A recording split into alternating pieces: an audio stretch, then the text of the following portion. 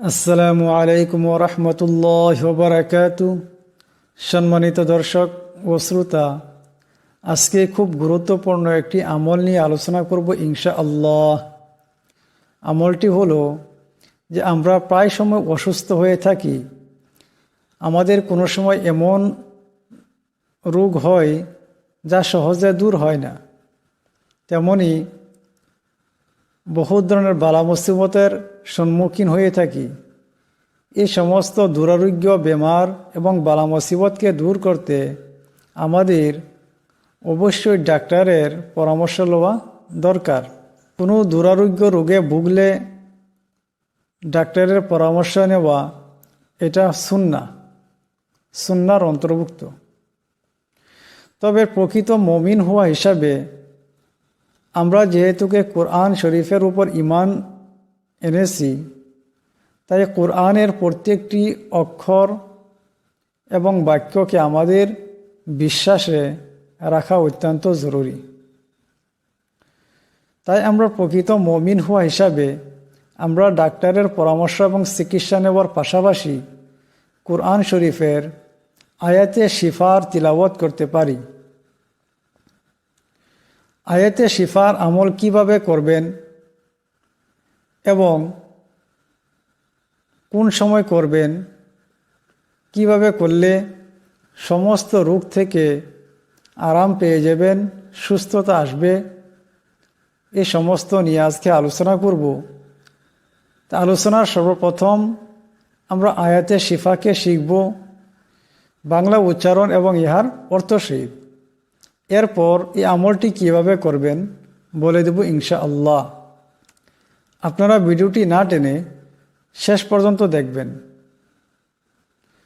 রোগ মুক্তির ৬টি আয়াত পবিত্র কোরআনের কারিমের ৬টি আয়াত আয়াতে শিফা বা রোগ মুক্তির আয়াত নামে পরিচিত। এর প্রথম আয়াত হল সূরা তওবার ১৪ নম্বর আয়াত। আয়াতটি হল ওয়ায়াশফি সুদুরা কওমিম মুমিনিন। বাংলা দিয়া এখানে উচ্চারণ লেখা হয়েছে। আপনারা যারা আরবি পড়তে না পারেন তারা বাংলা উচ্চারণটি দেখে শিখে নেবেন। উচ্চারণটা আমি আবার করছি, আপনারা ধ্যান দেওয়া শুনলে শিখতে পারবেন। ওয়ায়াশফি সুদুরা কওমিম মুমিনিন। এর অর্থ হলো এবং আল্লাহ মুমিনদের অর্থাৎ মুসলমানদের অন্তরসমূহ শান্ত করে দেন। এরপর ২ নম্বর আয়াত হলো সূরা ইউনূসের ৫৭ নম্বর আয়াত। আয়াতটি হলো ওয়াশিফাউল লিমা ফিস সুদূর ওয়া হুদাও ওয়া রাহমাতুল লিল মুমিনিন। এখানে উচ্চারণটি আমি আবার করব, আপনারা দেখে শুনে নেবেন। ওয়াশিফাউল লিমা ফিস সুদূর ওয়া হুদাও ওয়া রাহমাতুল লিল মুমিনিন। এখানেও বাংলা উচ্চারণটি দেওয়া হয়েছে। আপনারা যারা আরবি পড়তে না পারেন তারা বাংলা উচ্চারণটি শিখে নেবেন। এর অর্থ হলো এবং অন্তরের রোগের নিরাময়, হিদায়াত ও রহমত মুসলমানদের জন্য। এরপর ৩য় নম্বর আয়াতটি হল সূরা নাহলের ৬৯ নম্বর আয়াত। আয়াতটি হল ইয়াখরুজু মিন বুতুনিহা শারাবুম মুখতালিফুন আলওয়ানুহু ফীহি শিফাউল লিন্নাস। এখানেও বাংলা উচ্চারণটি দেওয়া হয়েছে, আপনারা দেখে দেখে শিখে নেবেন। এর অর্থ হলো তার পেট থেকে বিভিন্ন রঙে পানীয় নির্গত হয়, তাতে মানুষের জন্য রয়েছে রোগের প্রতিকার। এরপর ৪ নম্বর আয়াতটি হলো সূরা বনী ইসরাইলের ৮২ নম্বর আয়াত। আয়াতটি হলো ওয়া নুনাজ্জিলু মিনাল কুরআনি মা হুয়া শিফাউন ওয়া রাহমাতুল লিল মুমিনিন। আয়াতটির উচ্চারণ আমি আবার করছি, আপনারা ধ্যান দিয়া শুনবেন। ওয়ানুনাজ্জিলু মিনাল কুরআনি মা হুয়া শিফাউন ওয়া রাহমাতুল লিল মুমিনিন। এখানেও বাংলা উচ্চারণটি দেওয়া হয়েছে, আপনারা দেখে দেখে শিখে নেবেন।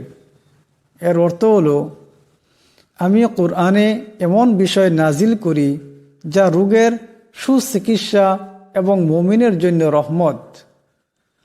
এরপর 5 নম্বর আয়াতটি হলো সূরা আশ-শুআরার 80 নম্বর আয়াত, ওয়া ইযা মারিজতু ফাহুয়া ইয়াশফিন, ওয়া ইযা মারিজতু ফাহুয়া ইয়াশফিন। এখানেও বাংলা উচ্চারণ দেওয়া হয়েছে, আপনারা দেখে দেখে শিখে নেবেন। এর অর্থ হলো, এবং যখন আমি রোগাক্রান্ত হই তখন তিনি আরোগ্য দান করেন। এরপর সর্বশেষ 6 নম্বর আয়াতটি হলো সূরা হামিম এর 46 নম্বর আয়াত, কুল হুয়া লিল্লাযীনা আমানু হুদাও ওয়া শিফা, কুল হুয়া লিল্লাযীনা আমানু হুদাও ওয়া শিফা। এখানেও উচ্চারণটা দেওয়া হয়েছে, আপনারা উচ্চারণটা খুব সুন্দর করে দেখে শিখে নেবেন। এর অর্থ হলো, বলুন এটা বিশ্বাসীদের জন্য হিদায়াত ও রোগের প্রতিকার।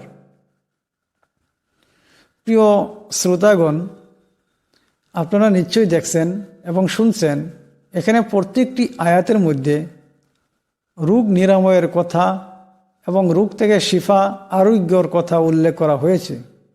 তাই মুফাসসিরিনে কেরাম, উলামায়ে কেরাম বলছেন, এই 6টি আয়াতের বিশেষ গুণ হলো দুরারোগ্য রোগ থেকে এবং যে কোনো বালা মুসিবত থেকে হেফাজতের জন্য এই 6টি আয়াতের আমল করলে নিশ্চিতভাবে আল্লাহ তাবারাকা ওয়া তাআলা আমাদেরকে শিফা দান করবেন এবং সমস্ত দুনিয়াবি বালা মুসিবতকে দূর করে দিবেন। বলেন সুবহানাল্লাহ।